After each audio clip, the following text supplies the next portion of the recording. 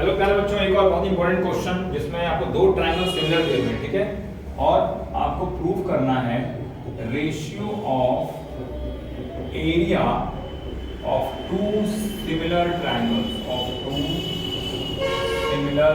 Triangles is equal to the ratio of squares of corresponding sides.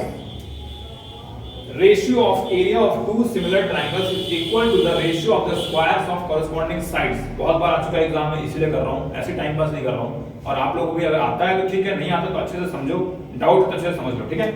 अब दो triangles पहले हम बनाते हैं सिमिलर, ठीक है।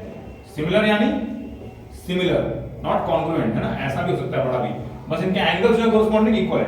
इसको ले लेते हैं हम ए बी सी, इसको ले लेते हैं हम डी ई एफ, ठीक है, हो गया।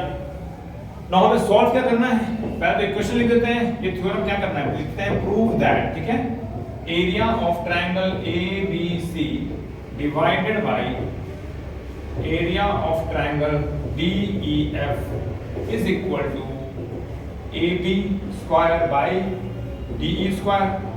AB का corresponding DE है, equal to BC square divided by EF square is equal to AC square divided by DF square. ये प्रूफ करना है ना, तो हम लेफ्ट हैंड साइड लेंगे पहले एरिया ऑफ ट्रायंगल। तो एरिया ऑफ ट्रायंगल ABC है ना, एरिया ऑफ ट्रायंगल ABC क्या होगा, हमारे पास तो हाइट है, तो हाइट बनाना पड़ेगा, तो हम बना देंगे यहाँ पे हाइट, है ना, यहाँ लेते हैं 90 डिग्री, ठीक है, यहाँ भी हाइट बना देंगे हम लोग, इसमें भी एरिया चाहिए, इसमें भी 90 बना देंगे, ठीक है। नाउ हमें ये भी पता है कि this angle is equal to this angle, है ना, एक मार्किंग दे दो, ठीक है। अब हम क्या लिख सकते हैं, area of triangle ABC divided by area of triangle DEF is equal to half into base, ABC में बेस क्या है BC, इनटू हाइट क्या है, इसको कुछ नाम दे दो G एंड H, ठीक है। तो यहाँ पे हाइट क्या हो गया, AG हो गया, डिवाइडेड बाय, अब दूसरा ट्रायंगल देखो, हाफ इनटू बेस क्या है EF इनटू हाइट क्या है DH, ठीक है। तो ये हमारा दोनों का फॉर्मूला लग गया, इसमें तो हाफ हाफ कट ही जाएगा, है ना, इक्वल टू क्या आ गया हमारा BC into AG by EF into DH, है ना, मतलब BC बाय EF आ गया और एक AG बाय DH आ गया, AG बाय DH। तो हमें देखो BC बाय EF तो चाहिए, क्योंकि हमें ये इसमें दिया हुआ है BC बाय EF, इसका स्क्वायर करना है। AG बाय DH की हमें जरूरत कहीं नहीं है, क्योंकि हमें आंसर में कहीं नहीं लाना है ना, तो हम इसको हटाएंगे, कैसे हटा सकते हैं ये सोचना है। इस तरह से आपको सभी जगह एनालाइज करना है, हमें क्या हटाना है और क्या रखना है। तो ये रखना है, ये हटाना है, क्योंकि हमारे आंसर में यही है, ये नहीं है। तो AG बाय DH हमें निकालना है ना, AG बाय DH क्या होगा, तो AG बाय DH तो इस ट्रायंगल में कहीं नहीं आना, तो बीच में है, तो हम एक ऐसा ट्रायंगल लेते हैं जिसमें AG और DH आए। कौन सा ट्रायंगल ले सकते हैं हम, ये ट्रायंगल और ये ट्रायंगल ले सकते हैं, है ना। अब ये दोनों ट्रायंगल में कुछ कॉमन दिख रहा है, ये 90 डिग्री, ये हमारा कोरस्पॉन्डिंग एंगल्स इक्वल ऑलरेडी दिया हुआ है, यानी कि ये दोनों ट्रायंगल बाय AA सिमिलरिटी से दोनों सिमिलर है ना। तो अब लिखते हैं triangles are similar, triangle ABC is similar to triangle, और ABG is similar to triangle DEH, है ना, ये इसके सिमिलर है। लिख दो बाय AA सिमिलरिटी, लिखना पड़ेगा एग्जाम में, अगर नहीं लिखोगे तो नहीं होगा, बाय AA सिमिलरिटी रूल, ठीक है। तो अगर ये सिमिलर है, दिस इंप्लाइज दैट, ठीक है, AG divided by DH will be equal to AB by DE। अगर ये दोनों ट्रायंगल सिमिलर है तो कोरस्पॉन्डिंग साइड्स का रेशियो इक्वल होगा, यानी कि this by this will be equal to this by this, यानी कि AG by DH will be equal to AB by DE, ये लिख सकते हैं, है ना।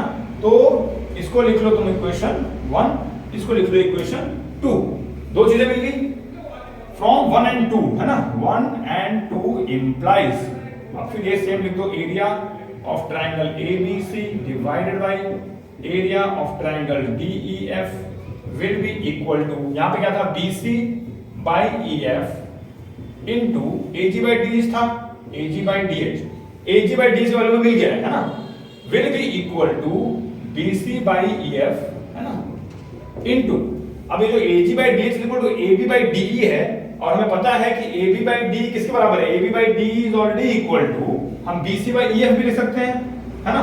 तो यहां पर लिख देते हैं is equal to BC by EF, क्यों, क्योंकि ये दोनों ट्रायंगल्स बड़े वाले सिमिलर हैं, है ना। तो अगर ये और ये कॉरेस्पॉन्डिंग इसके इन दोनों कॉरेस्पॉन्डिंग इक्वल है, तो ये जो AB बाई DE है ये इनके इक्वल तो है ही ऑलरेडी, और BC बाई EF भी है, तो यहाँ पे इसको हम थर्ड लिख सकते हैं, ठीक है। थर्ड इक्वेशन ले लो, आप लिख दो AG बाई DH, क्योंकि हमें जो चाहिए वही हम लिखेंगे ना।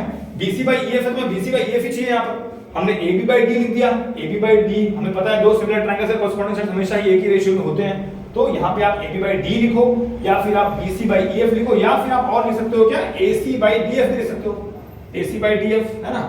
इन दोनों के ले लो थर्ड इक्वेशन, ठीक है। तो फ्रॉम यहाँ पे 1 2 लिखा है एंड 3 लिख दो, है ना। इस तरह से एनालाइज करते हैं ना, रट के नहीं करना है।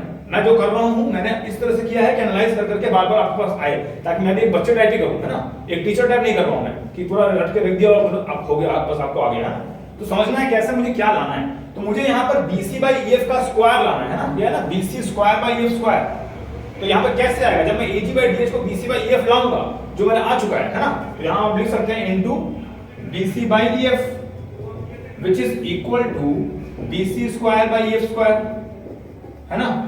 And also we know that also, ठीक है, हम लिख सकते हैं AB by DE is equal to BC by EF is equal to AC by DF।